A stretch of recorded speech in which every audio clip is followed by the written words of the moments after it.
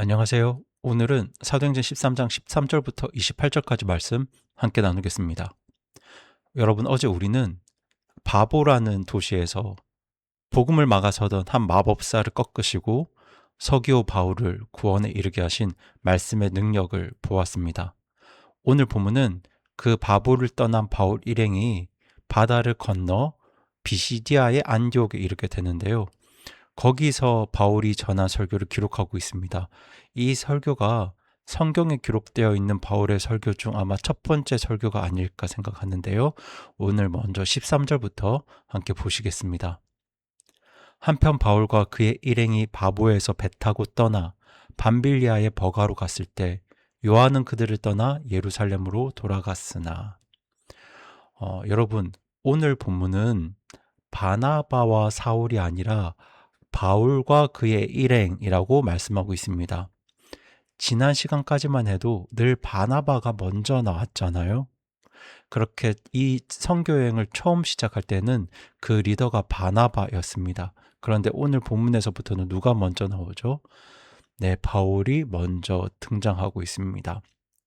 그러니까 이 짧은 표현 속에 이제는 이 선교 여행의 중심이 바나바에게서 바울에게로 옮겨가고 있다는 사실이 담겨 있는 거예요.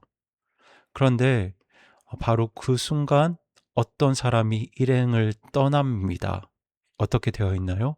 요한은 그들을 떠나 예루살렘으로 돌아갔으나 여기서 요한은 저희가 어제 나누었던 마가 요한이죠.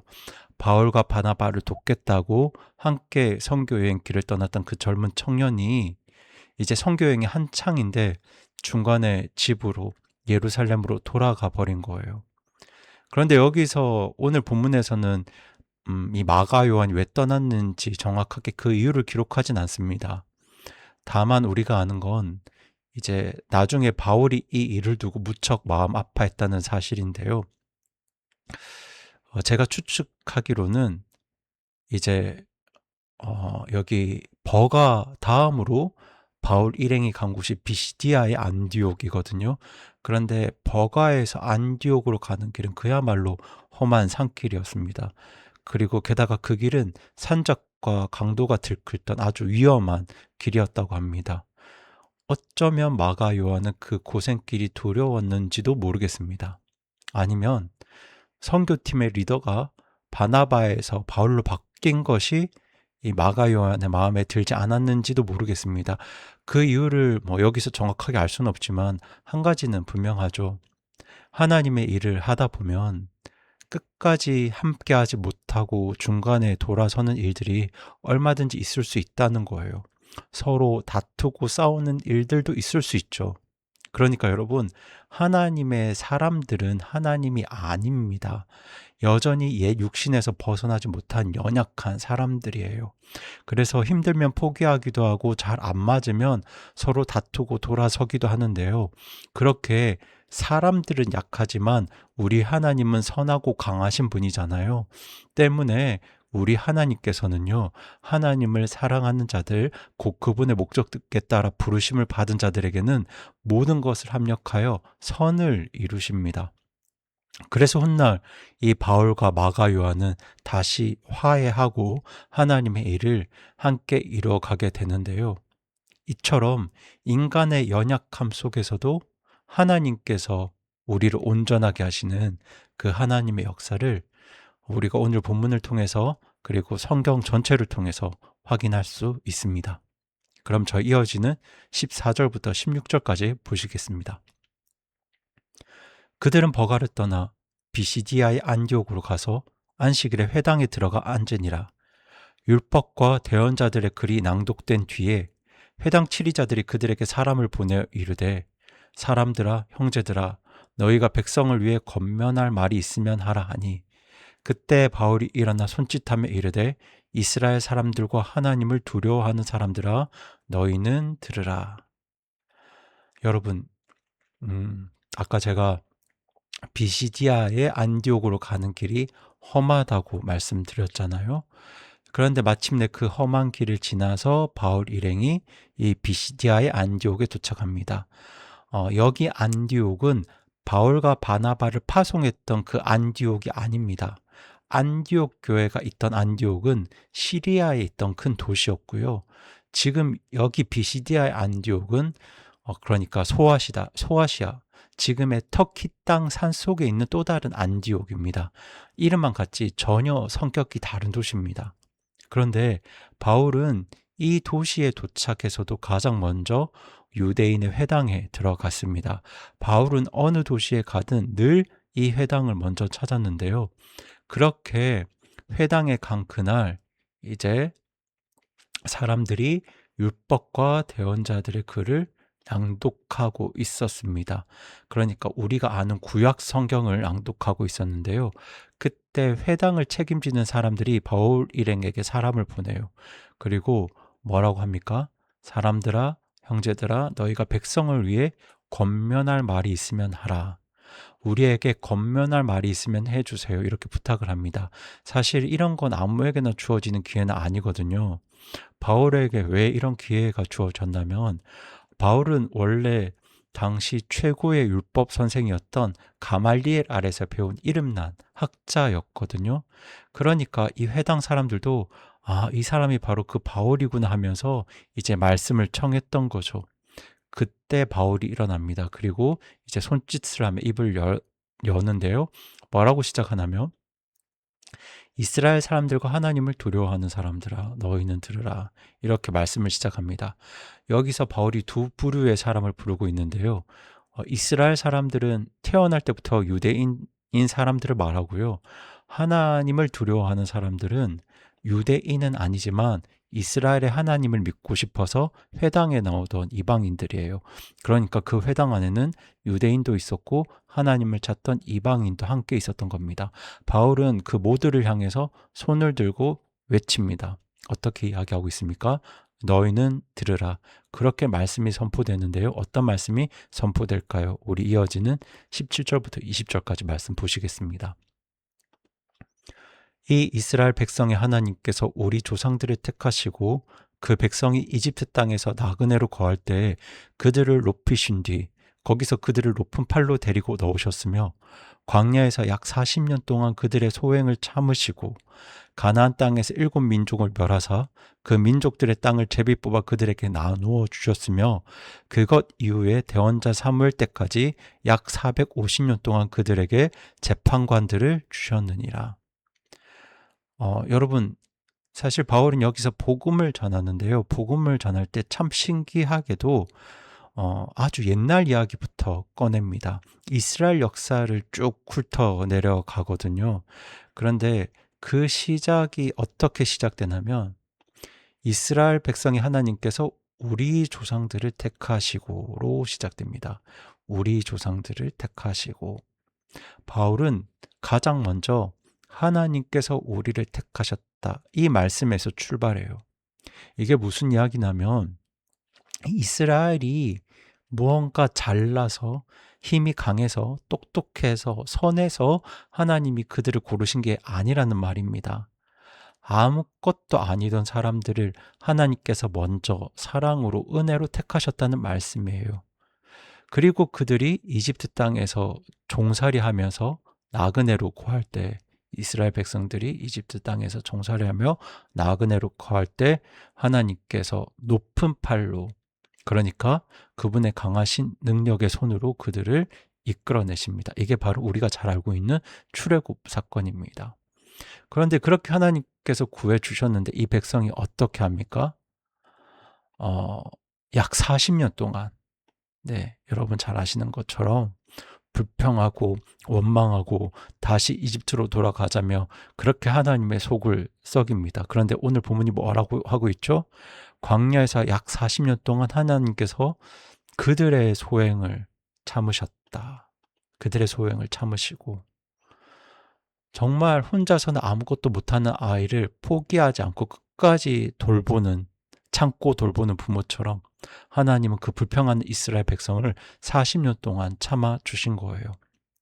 그리고 마침내 약속의 땅 가나안으로 데려가셨고 거기 살던 7민족을 물리치신 후에 그 땅을 제비 뽑아서 자기 백성들에게 나눠 주셨습니다.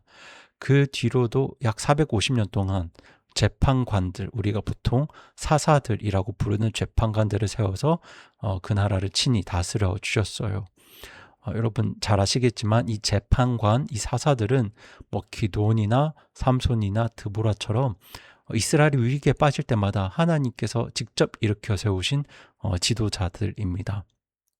그렇게 여러분, 지금 이 이스라엘의 초기 역사를 한마디로 줄이면 이렇게 됩니다.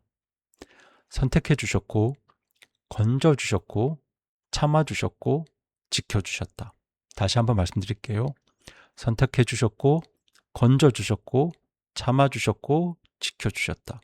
여러분, 이 모든 일들은 처음부터 끝까지 하나님께서 하신 일들입니다. 그런데 이건 옛날 이스라엘만의 이야기가 아니에요. 저와 여러분의 이야기이기도 합니다. 여러분, 우리가 잘나서 이 자리에 있는 게 아니잖아요. 우리가 뭔가 착해서 하나님의 자녀로 살고 있는 게 아니잖아요. 수없이 실패하고 죄를 짓고 불평했던 나를 하나님께서 선택해 주셨고 건져 주셨고 오늘까지 참아 주셨고 우리를 지켜주셨기 때문에 지금 우리가 이렇게 살고 있는 거죠. 지금 바울이 그 이스라엘 역사를 이야기하고 있습니다. 그럼 우리 이어지는 21절, 22절 말씀 보시겠습니다. 그 뒤에 그들이 왕을 구함으로 하나님께서 그들에게 베냐민 지파 사람의 기스의 아들 사울을 40년 동안 주셨다가 그를 패하시고 그들을 위해 다윗을 일으키사 그들의 왕이 되게 하시며 또한 그에 대해 증언하여 이르시되 내가 이새의 아들 다윗을 찾았는데 그는 내 마음에 맞는 사람이라 그가 내 모든 뜻을 성취하리라 하시고 여러분 그 재판관들이 다스리던 시절, 사사들이 다스리던 시절에 이스라엘 백성들이 또 한 가지를 구하기 시작합니다. 그 요청의 내용이 무엇이었나요? 우리에게도 왕을 주세요. 왕을 달라고 합니다. 이스라엘 백성들도 다른 나라들처럼 무언가 번듯한 왕을 갖고 싶었던 거예요. 그때 하나님이 이스라엘에게 첫 왕을 주시죠. 베냐민 지파 사울이 이스라엘의 첫 번째 왕이었습니다. 여러분, 이 사울은 키도 크고요. 겉모습도 멋졌습니다. 사람들이 보기에는 딱 왕감이었어요. 그런데 그 사울이 40년 만에 하나님께 버림받습니다. 왜 버림받았을까요? 겉모습은 화려했지만 그 중심이, 그 마음이 하나님을 향해 있지 않았기 때문이에요. 그래서 하나님은 사울을 패하시고 다른 사람을 세웁니다. 그 사람이 바로 다윗이죠. 그런데 하나님께서 그 다윗을 두고 뭐라고 말씀하시나요? 네, 그에 대해 증언하여 이르시되 내가 이새의 아들 다윗을 찾았는데 그는 내 마음에 맞는 사람이라. 다윗은 내 마음에 맞는 사람이었다. 여러분 정말 놀라운 말씀이잖아요. 그런데 여러분 다윗이 무슨 완벽한 사람이어서 하나님께서 이렇게 말씀하신 게 아닙니다. 여러분 다윗도 정말 큰 죄를 지은 사람이잖아요. 남의 아내를 빼앗고 그 남편을 죽게 만든 정말 부끄러운 일을 저질렀던 사람인데요. 그런데도 하나님은 다윗을 내 마음에 맞는 사람이라고 부르세요. 왜 이렇게 부르셨을까요? 여러분 사람은 겉모습을 보지만 하나님은 그 사람의 마음을, 중심을 보시기 때문입니다. 여러분 다윗은 골리앗으로부터 승리했을 때도 그 마음이 하나님께 향해 있었지만 넘어지고 실패하고 죄를 지었을 때도 그 마음이 하나님을 향해 있었어요. 그래서 하나님 앞에 나아가서 엎드려 통회하며 회개합니다. 그렇게 다윗은 무엇보다 하나님의 마음을 사모하던 사람이었어요. 그냥 하나님이 나에게 주시는 복만 바란 게 아니라 하나님 그분 자신을 그리고 하나님의 마음을 깊이 알고 싶어 했던 사람이 바로 다윗이었습니다. 저는 이 말씀을 보면서 스스로에게도 정말 질문을 많이 해봤습니다. 나는 정말 하나님께 무엇을 구하고 있을까? 하나님이 주시는 복만 좋아하고 정작 하나님 그분에게는 하나님의 마음에는 별 관심이 없지 않을까? 여러분 어떠신가요? 한 달에 한두 번 예배 얼굴만 비추고 나머지 시간에는 하나님과 아무런 상관이 없이 하나님의 마음은 그냥 내팽개쳐 두고 저 뒤로 팽개쳐 두고 그렇게 살고 있지는 않으신가요? 여러분 우리 하나님은 지금도 하나님의 마음을 사모하는 사람들, 그렇게 하나님의 뜻을, 마음을 알기 원하는 사람들, 그런 사람들을 찾고 계세요. 그렇게 오늘 우리가 바로 그렇게 하나님의 마음을 찾는 사람들, 그렇게 하나님의 마음에 맞는 사람으로 살아가기를 간절히 바라고 소망합니다. 그럼 저희 이어진 23절부터 25절까지 보시겠습니다. 하나님께서 자신의 약속대로 이 사람의 씨에서 이스라엘에게 구원자 곧 예수님을 일으키셨느니라. 그분이 오시기 전에 요한이 이스라엘 온 백성에게 회개의 침례를 먼저 선포하였고 또 요한이 자기의 달려갈 길을 마침에 이르되 너희는 나를 누구라고 생각하느냐? 나는 그분이 아니니라. 그러나 보라 뇌 뒤에 오시는 분이 계시는데 나는 그분 발에 신발끈 풀 자격도 없노라 하였느니라. 여러분 이제 바울의 설교가 드디어 정점에 이르게 되는데요. 지금까지 바울은 이제 이스라엘 조상들로부터 출애굽 사건을 지나서 재판관들, 사울, 다윗까지 긴 역사 이야기를 쭉 해왔습니다. 그런데 이제 그 모든 역사가 어디를 향하고 있습니까? 네, 하나님께서 자신의 약속대로 이 사람의 씨에서 이스라엘에게 구원자 곧 예수님을 일으키셨느니라. 바로 이 예수님께 있습니다. 다윗의 후손 가운데서 하나님이 약속하신 그 한 분, 구원자 예수님이 오셨다는 거예요. 여러분 이게 바울이 전한 복음의 핵심이에요. 그러니까 여기서 바울은 복음을 전할 때 예수님이 내 삶을 이렇게 바꿔주셨습니다. 지금 이런 이야기부터 꺼내지 않고요. 하나님께서 오래전부터 약속하셨고 그 하나님의 약속에 따라 다윗의 자손으로 구원자를 보내셨다. 그렇게 말씀을 가지고 이야기합니다. 구약 성경을 가지고 이야기해요. 여러분 복음은 내 감정이나 내 경험에 근거한 게 아니고요. 하나님이 역사 속에서 실제로 이루신 일들, 그렇게 성경에 기록하신 일들, 바로 그 말씀에 따라 예수님이 어떤 분이신가에 대한 이야기입니다. 그런데 바울은 이 예수님을 소개하기 직전에 한 사람 이야기를 꺼내죠. 그 사람이 바로 요한입니다. 여러분 잘 아시겠지만 여기서 요한은 침례 요한을 말합니다. 침례 요한은 예수님이 오시기 전에 회개의 침례를 선포하면서 사람들의 마음을 준비시킨 사람이에요. 그런데 당시 사람들에게 침례 요한 엄청나게 유명했습니다. 그래서 어떤 사람들은 혹시 이 침례 요한이 약속된 구원자 메시아가 아닐까 이렇게 생각하기도 했어요. 그런데 요한이 뭐라고 하죠? 나는 그분이 아니니라. 내 뒤에 오시는 분이 계시는데 나는 그분 발에 신발끈을 풀 자격도 없노라. 이렇게 말합니다. 여러분, 그런데 이게 정말 대단한 고백이에요. 여러분, 그 시대에 남의 신발끈을 푸는 일은요, 가장 낮은 종이 하던 제일 천한 일이었습니다. 그런데 지금 침례 요한은 나는 그 천한 일조차 그분께 할 자격이 없다. 이렇게 말하고 있는 거죠. 그렇게 유명했던 사람이 자기를 한없이 낮추면서 모든 시선을, 모든 영광을 오직 예수님께 돌리고 있는 겁니다. 여러분, 이게 바로 참된 믿음의 모습이에요. 나를 드러내는 게 아니라 나를 낮추고 예수님을 높이는 것. 그렇게 오늘 우리의 삶도 나를 가리키는 손가락이 아니라 예수님을 가리키는 손가락이 되기를 바랍니다. 그럼 우리 마지막 26절부터 28절까지 읽어보겠습니다.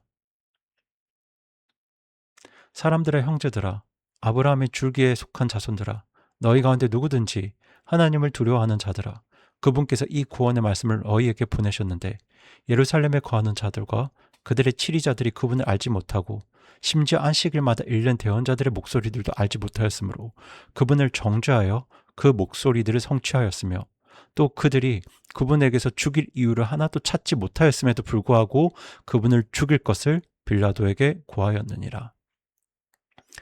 바울은 다시 한번 사람들을 부르죠. 아브라함의 줄기에 속한 자손들아, 그리고 너희 가운데 누구든지 하나님을 두려워하는 자들아. 간단하게 말하면 유대인 여러분, 이방인 여러분. 그런데 이어서 정말 중요한 말을 합니다. 그분께서 이 구원의 말씀을 너희에게 보내셨는데, 여러분 보세요. 이 구원의 말씀, 이 복음이 지금 그 자리에 있는 유대인들과 이방인들에게 지금 보내졌다는 거예요. 바로 지금 이 앞에 이 구원이, 이 복음이 지금 도착해 있다는 거죠. 그런데 바울은 그렇게 구원의 말씀, 복음 이야기를 꺼내면서 곧바로 가슴 아픈 이야기를 합니다. 여러분들 잘 아시겠지만 예수님 당시 예루살렘에 살던 사람들과 그들의 지도자들, 그러니까 가장 종교적인 사람들이 이 구원자를, 예수님을 알지 못했다는 거예요. 알아보지 못했습니다. 예수님을 알아보지 못했죠. 여러분, 이게 정말 충격적입니다. 여러분, 예루살렘에 거하는 사람들, 이스라엘 백성들, 종교 지도자들, 어떤 사람들입니까? 안식일마다 대언자들의 글을, 그러니까 구약 성경을 읽던 사람들이잖아요. 매주 구약 성경을 통해서 구원자에 대한 예언을 귀로 듣던 사람들이었어요. 그런데 정작 그 예언이 가리키던 구원자 메시아가 눈앞에 오셨는데 그분을 알아보지 못한 거예요. 말씀을 그렇게 많이 읽고도 정작 그 말씀이 가리키던 분을 몰랐던 거죠. 그런데 그뿐만이 아닙니다. 지금 바울이 어떻게 이야기합니까? 그들이 예수님에게서 죽일 이유를 하나도 찾지 못하였음에도 불구하고 그분을 죽일 것을 누구에게 요청합니까? 빌라도에게 요청합니다. 죄가 없으신 분을, 죄가 없는 줄 알면서도 죽이려 한 거예요. 그런데 여러분, 여기 이제 놀라운 사실이 있는데요. 내일도 보겠지만 예수님을 정죄했던 그 일이 오히려 그 모든 것을 성취했다, 이렇게 말하고 있어요. 이게 무슨 뜻이냐면 안식일마다 읽으면서도, 성경을 읽으면서도 깨닫지 못했던 그 예언, 구원자가 고난받고 죽임 당하실 것이라는 그 예언이 바로 예수님을 알아보지 못했던 그들의 손을 통해서 그대로 이루어졌다는 거죠. 그렇게 사람들은 예수님을 거부했지만 하나님은 그 거절마저 구원의 약속을 이루는데 사용하십니다. 그런데 여러분, 사실 오늘 본문이 우리에게 준 어떤 경고가 있습니다.